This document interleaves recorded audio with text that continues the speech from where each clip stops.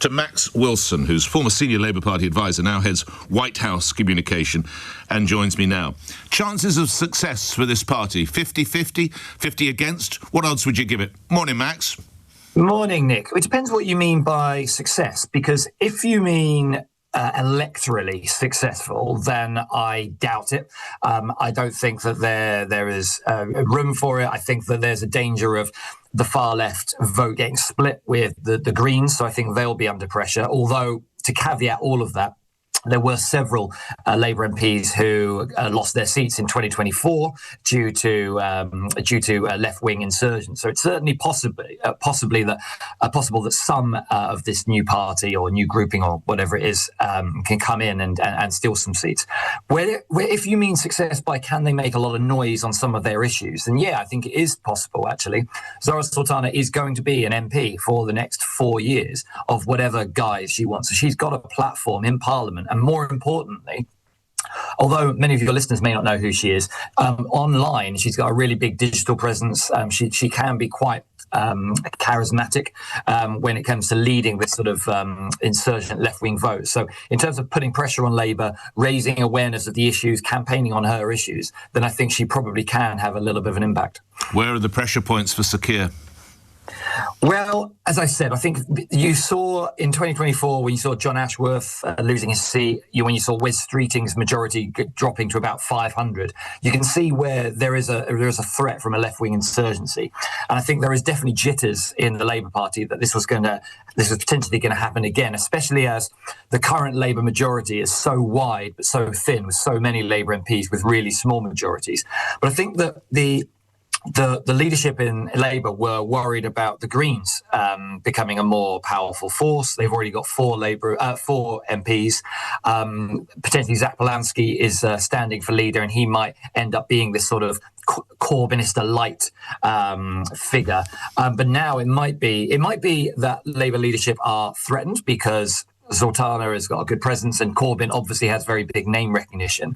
So that is, there in an obvious way, there is a threat there. But as I said, it might end up long term being a bit of a gift if the far left vote gets split, and that might actually oddly end up helping Labour. But we just don't know at the moment. And from what I understand, it doesn't seem that Zarah Sultana knows either. Max, put your two hats on. You were a senior Labour Party advisor. You're head of White House communications.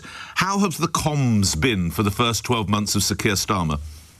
The comms. I think a lot of Labour MPs I speak to often complain about the comms coming out of Downing Street, and I think that sometimes that's a bit of a misnomer. I think that sometimes blaming the comms can be sort of a catch-all for venting frustrations you've got elsewhere.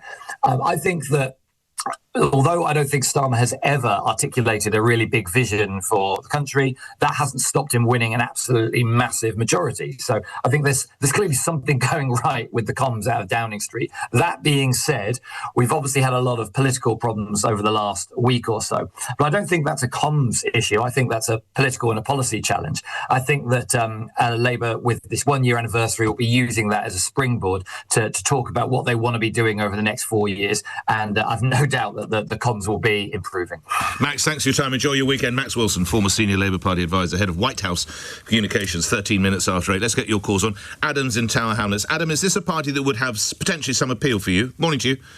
Yeah, I mean, I welcome this development after what we've seen, with the many attacks this Labour government has done, from things such as the recent welfare bill, although that has been watered down due to the pressure of movement, and to the rise of tuition fees, and the list just goes on.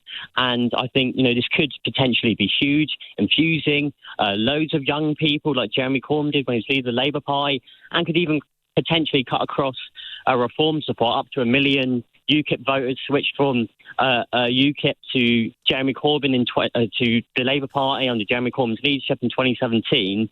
But I think this party, needs to be a democratic party. With where aren't all parties? Do you not think? Because all parties are democratic parties, aren't they? No.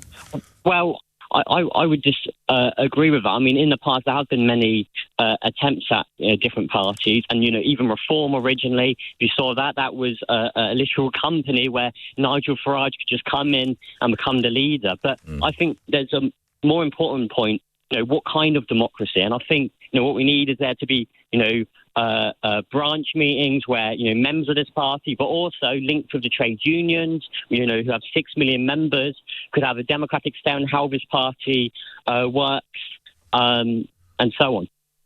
Right. So you briefly touched on it. The policies that you think then could identify with possibly reform voters would be what?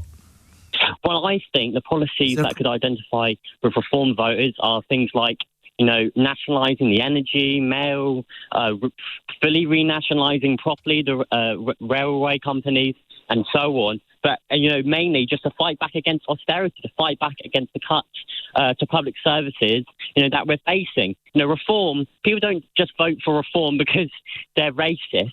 Most people vote for reform because they are seen as an alternative. And, as we saw in 2017, that can cut across that. But it needs to be democratic and have the trade unions have a democratic say in how that is run. Got an idea for a name, lastly, Adam? Do I have an idea for a name? Well, I hope it has something with socialist in the name, right. And points to that. But I think that's really important. And if anyone wants to discuss any trade unionists on the phone who wants to discuss the role the trade unions could play, there's a conference in London this Saturday, the National Shop Stewards Network Conference, which is going to discuss how the trade unions can fight back against the attack by the Labour government, but also the question of the role the trade unions could play in this new party.